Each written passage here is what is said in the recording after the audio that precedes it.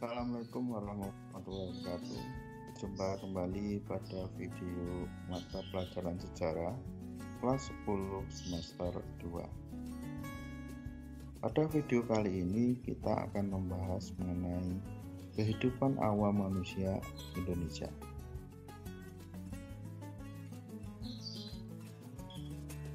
Sebelum kita membahas lebih lanjut mengenai kehidupan awal Indonesia, mari kita lihat materi pada modul 5 ini. Dalam modul 5 ini kita akan membahas 3 materi, di mana materi pertama itu adalah berkaitan dengan kehidupan awal manusia Indonesia pada masa aksara. Kita akan melihat dari bidang sosial, ekonomi, kepercayaan, budaya, dan teknologi. Pada materi kedua, kita akan membahas mengenai kebudayaan asing yang mempengaruhi kebudayaan awal Indonesia, yaitu ada kebudayaan Dongson dan Sahun. Kemudian yang ketiga ada kebudayaan Bakson Wabin. Pada materi ketiga, kita akan membahas mengenai keterkaitan kehidupan masa praksara dan masa kini dari bidang sosial, kepercayaan, ekonomi, budaya, dan teknologi. Kita masuk pada materi 1. Bidang kepercayaan.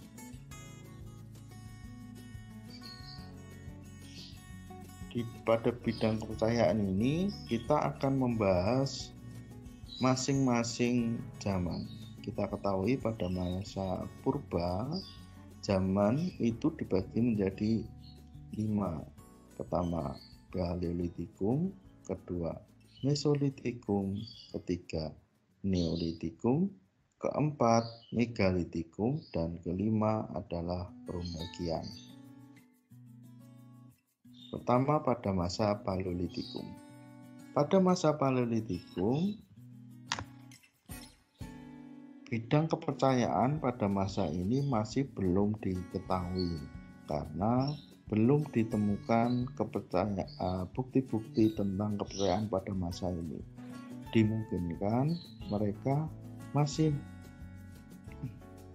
belum melihat sesuatu fenomena alam yang membuat mereka mulai mempercayai terhadap kepercayaan. Namun mulai berkembang pada masa Mesolitikum, di mana pada masa ini manusia sudah mulai mengenal kepercayaan, di mana mereka sudah mulai percaya terhadap sesuatu yang ada di alam yang mereka lihat. Oleh karena itu makanya kepercayaan pada masa Mesolitikum ini bentuknya masih sederhana dan ekspresif. Maksudnya bagaimana? Dimana ketika mereka melihat suatu fenomena yang tidak bisa mereka jelaskan, mereka akan mempercayai itu sebagai kekuatan yang luar biasa yang harus mereka sembah. Seperti misalnya matahari. Pada awalnya mereka melihat gelap karena pada malam hari kan situasinya gelap. Tetapi ketika matahari terbit, itu kondisi alam menjadi terang. Maka mereka mulai berpikir, wah ini berarti matahari memiliki kekuatan yang luar biasa. Maka saya harus menyembahnya agar membuat saya mendapatkan kekuatan yang sama dengan matahari. Nah, seperti itulah bentuk kepercayaan sederhana pada waktu itu. Mereka mencari sesuatu yang berasal dari apa yang mereka lihat, apa yang mereka dengar. Kemudian mereka percayai itu sebagai sesuatu yang bisa disembah oleh mereka. Makanya pada masa Mesolitikum ini kepercayaan mereka masih tingkat awal, bentuknya sederhana dan ekspresif apa yang mereka lihat. dan masih sederhana, mereka hanya menyembah seperti itu saja cukup tanpa ada upacara adat atau upacara keagamaan khusus. Ini pada masa Mesolitikum. Kemudian pada masa Neolitikum kebudayaannya mulai berkembang, di mana mereka sudah mengenal kepercayaan tingkat awal. Artinya mereka sudah memiliki kepercayaan bahwa nanti ketika orang mati kemudian mereka di suatu alam, kemudian mereka mulai mempercayai roh nenek moyang seperti animisme, dinamisme. Ini mulai muncul pada masa Neolitikum. Nah, kemudian sudah menggunakan ornamen-ornamen khusus untuk upacara peribadatan mereka. Jadi mereka tidak hanya menganggukkan kepala atau beribadah seperti itu, tapi mereka sudah menggunakan upacara-upacara kepercayaan, menggunakan ornamen khusus. Seperti hanya di Leang, Sulawesi Selatan itu ada lukisan cap tangan berwarna di dinding goa, itu merupakan salah satu ritual dari kepercayaan pada masa Neolitikum. Kemudian pada masa Megalitikum ini kepercayaannya sudah mengalami peningkatan, di mana mereka mulai membangun bangunan yang monumental. Monumental itu bangunan yang besar yang bisa mereka lihat setiap hari. Nah, ini mereka menggunakan perkakas batu-batu yang besar dari sungai, kemudian dibawa, kemudian dipahat dan membentuk suatu bangunan yang monumental. Ada sarkofagus, ada menhir, ada kubur batu, ada dolmen. Itu semuanya adalah benda-benda untuk kepercayaan mereka. Nah, pada masa ini sudah tingkat lanjut. Mengapa tingkat lanjut? Karena mereka sudah menggunakan perkakas yang dipergunakan untuk upacara kepercayaan mereka. Kemudian pada masa Rundagian ini sudah mulai mengenal adanya Tuhan, tidak hanya animisme, dinamisme, tetapi sudah mengenal Tuhan. Kemudian upacaranya juga memiliki kegiatan penghormatan khusus dengan upacara adat khusus dan memiliki menggunakan peralatan-peralatan khusus pada waktu itu, yang semua peralatannya mesti memiliki ornamen hias. Nah, seperti gambar di samping, ini adalah salah satu peralatan untuk upacara pada waktu itu. Ada kalung, manik-manik, kemudian ada patung dewa, kemudian ada ornamen khusus, moko, kemudian hikara, ada kapak lonjong, kapak corong. Yang kapak corongnya ini memiliki ornamen-ornamen hias. Nah, seperti moko ini mereka ukir juga. Jadi ini salah satu bentuk penghormatan atau bentuk upacara ritual kepercayaan mereka pada masa. Bidang yang kedua adalah bidang sosial. Pada masa Paleolitikum, kehidupan sosial pada masa ini, manusia yang hidup pada masa Paleolitikum ini masih sering berpindah-pindah tempat dengan cepat. Artinya bagaimana? Mereka hari ini mungkin bisa di suatu daerah, besok atau nanti sore sudah pindah lagi. Jadi dia tidak menetap satu hari pun tidak, dia selalu moving, berpindah-pindah, mengikuti hewan yang mereka buru, mengikuti makanan yang mereka cari. Kebanyakan mereka hidup tinggal di sekitar bantaran sungai dan melakukan perpindahan itu setiap hari, tidak jarang menetap. Dia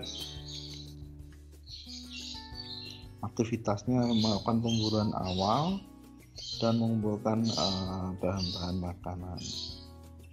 Kemudian melakukan aktivitas secara individu, kebanyakan individu ataupun kelompok kecil, dimana ketika kelompok kecil itu hanya terbatas 2 pasang, 2 orang, ataupun paling banyak itu adalah 3 orang.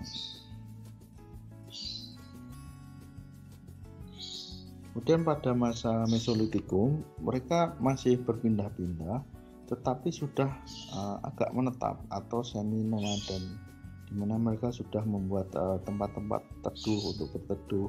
Mereka menetap di situ 2 hari 3 hari baru pindah. Itu mereka melakukan aktivitas yang berpindah dengan durasi yang agak lama. Kemudian melakukan pemburuan dengan mengumpulkan makanan. Peralatan-peralatannya mereka sudah mulai canggih, sudah mulai melakukan evolusi perubahan, dan mereka melakukan pemburuan tidak hanya bergantung di sekitaran aliran sungai. Kemudian mereka juga sudah membentuk kelompok kecil dengan menggunakan komunikasi.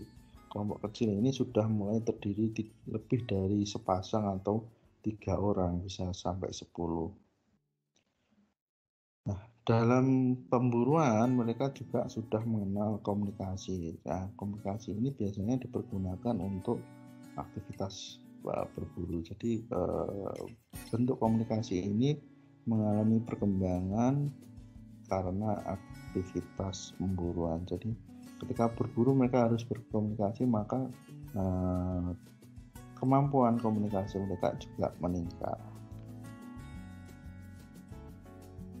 Kemudian pada masa Neolitikum ini sudah mulai menetap di gua, jadi dia tidak berpindah-pindah lagi, dia mencari tempat tinggal yang tetap.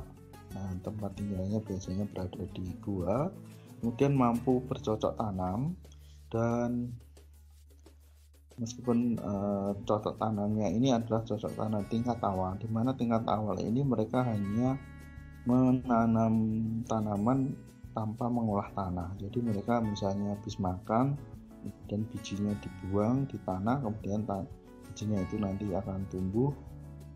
Itu saja, mereka hanya sebatas itu. Kemudian mulai berternak hewan. Tentu saja hewan-hewan yang mereka ternak ini adalah untuk kepentingan pemburuan mereka, seperti anjing, serigala, dan lain-lain. Kemudian mampu bercocok tanam tingkat awal dan beternak, berkumpul dalam sebuah goa dan membentuk komunitas kecil. Jadi di dalam goa itu dia tidak tinggal sendiri, tapi juga beberapa kelompok mereka, bisa lebih dari 10 orang di dalam goa itu. Kemudian tinggal di daerah goanya dekat dengan air dan aman dari serangan dari musuh. Nah, pada masa Megalitikum ini kehidupan sosialnya tidak jauh berbeda pada masa Mesolitikum, karena memang pertengahan Megalitikum ini pertengahan antara Meso ke Neo. Nah, ini hidupnya masih berpindah-pindah, namun durasinya agak panjang, jadi semi nomaden, berburu dengan hewan dan bercocok tanam tingkat awal, masih berburu tetapi juga melakukan cocok tanam tingkat awal. Kemudian mengkomunikasi dengan gerakan tangan untuk berburu, kemudian komunikasi kelompok untuk membentuk kelompok-kelompok kecil.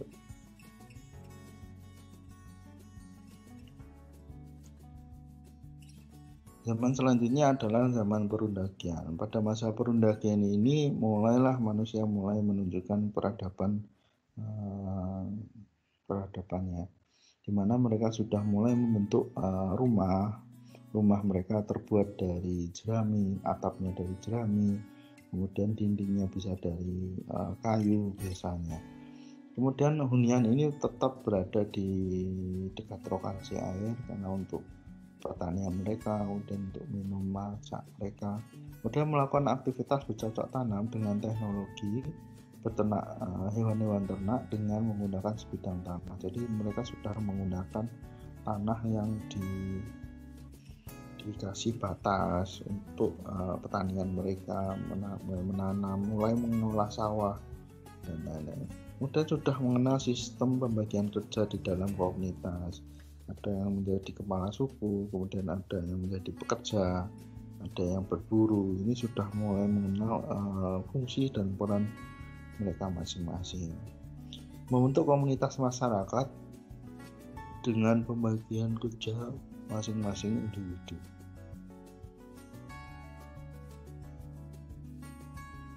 Bidang selanjutnya adalah bidang ekonomi. Ekonomi yang dimaksud ini adalah mata pencarian.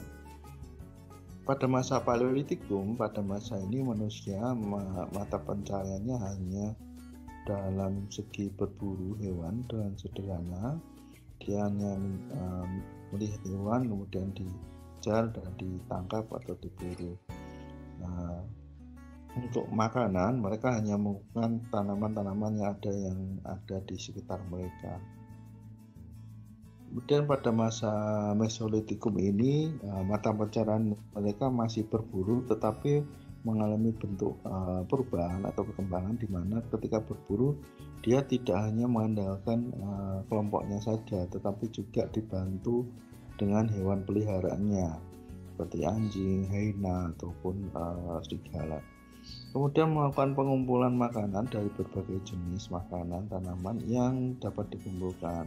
Jadi dia tidak hanya melihat di sekitarnya saja, tapi juga mulai melihat dan menanam tanaman yang telah dikumpulkan. Jadi tanaman yang telah dikumpulkan ini juga mulai ditanam juga. Dan pada masa Neolitikum ini, pada masa ini mata pencahariannya sudah berkembang, di mana mereka sudah bisa mengolah masakan dan mudah mengenal api. Jadi pada masa Neolitikum ini mereka sudah mengenal api, kemudian berternak hewan peliharaan, artinya bisa dimakan seperti ayam, kambing ataupun babi yang bisa mereka makan. Kemudian di dalamnya juga sudah mengenal pekerjaan, yaitu pertanian, kemudian ada yang membuat kerajinan, ada yang peternak. Kemudian pada masa Megalitikum ini mata pencahariannya masih berburu dengan hewan peliharaan dan mengumpulkan makanan serta menanam tanaman yang sederhana. Kemudian melakukan pemburuan dengan hewan peliharaan dan bertani tingkat sederhana. Pada masa Perundagian ini mata pencahariannya mulai berkembang, di mana mampu mengolah pertanian tingkat modern, di mana tingkat modern ini berarti mereka sudah mengolah tanah, dan tanahnya dicangkul dulu baru ditanami, kemudian mengenal sistem irigasi dan persawahan. Kemudian untuk hewan ini sudah mengenal kandang, hewannya di kandang seperti itu. Nah, untuk mata pencaharian sendiri pada masa perundakan ini sudah mulai beragam. Ada yang menjadi petani, peternak, nelayan, kemudian ada yang menjadi pedagang dengan sistem barter seperti itu. Bidang selanjutnya adalah bidang budaya. Pada bidang budaya, masa Paleolitikum ini dipengaruhi oleh dua kebudayaan, yaitu kebudayaan Pacitan dan kebudayaan Ngandong, dengan didukung oleh manusia Pithecanthropus erectus dan Pithecanthropus soloensis, di mana peninggalan budaya kebanyakan pada masa Paleolitikum ini terbuat dari batu dan tulang, berbentuk sederhana, besar, serta hanya memiliki fungsi tunggal, berarti hanya untuk memotong atau menghancurkan saja, tidak ada fungsi lain. Kemudian pada masa Mesolitikum, budaya yang berkembang pada masa ini adalah budaya Kapak Genggam Sumatera dan Sampok dan Toala, dengan manusia pendukungnya adalah Homo Wajakensis, Melanesoid, dan Oedid.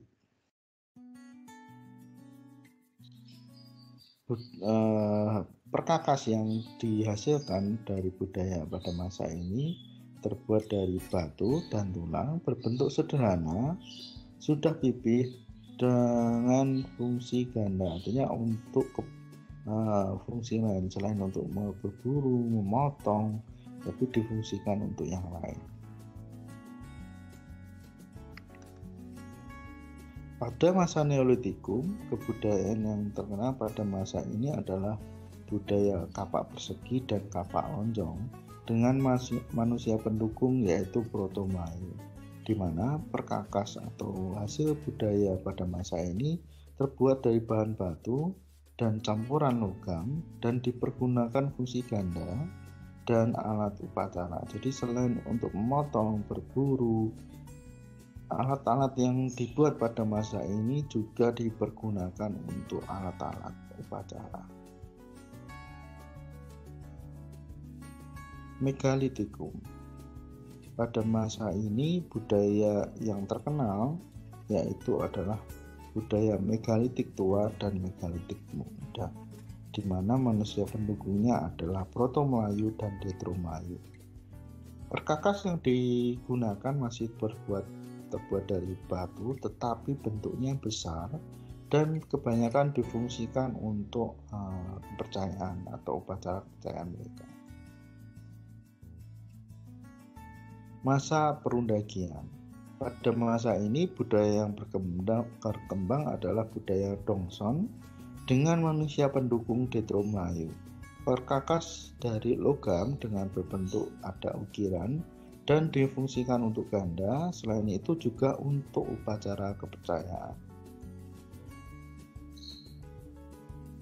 Bidang yang terakhir adalah bidang teknologi. Paleolitikum. Perkakas yang terbuat pada masa ini masih berbentuk sederhana.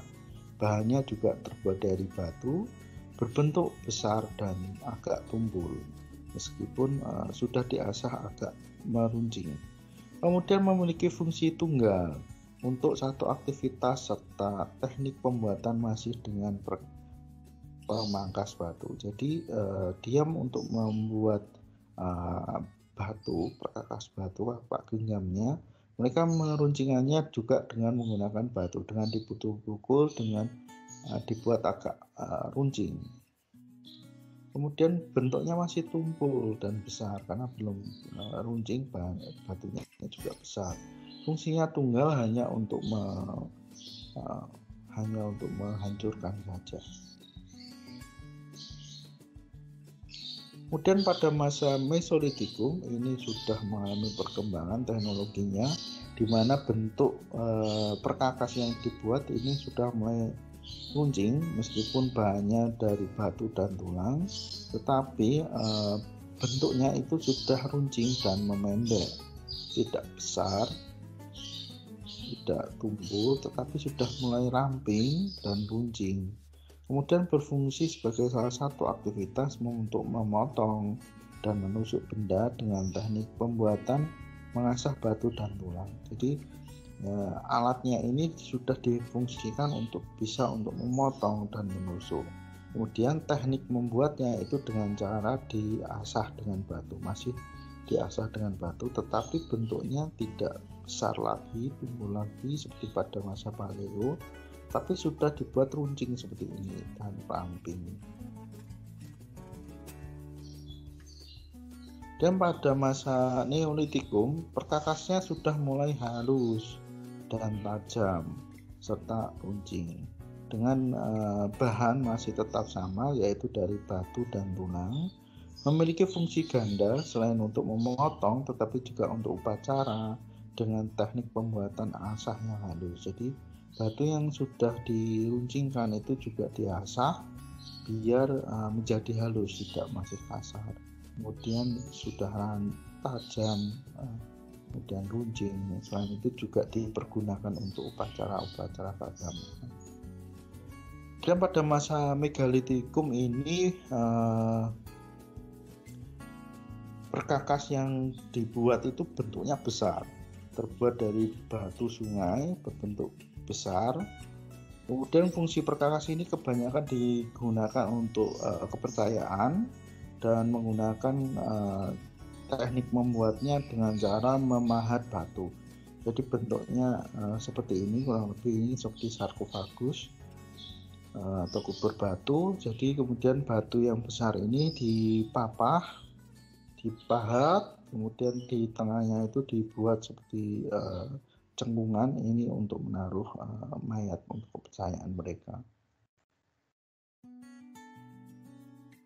Kemudian teknologi pada masa perundagian, di mana teknologi ini sudah mengenal adanya peleburan logam. Bahan-bahan yang digunakan tentu saja terbuat dari logam, bentuknya mulai halus dan mulai ada aksiran pahat. Memiliki fungsi ganda untuk dua aktivitas, yaitu untuk peralatan sehari-hari dan kepercayaan.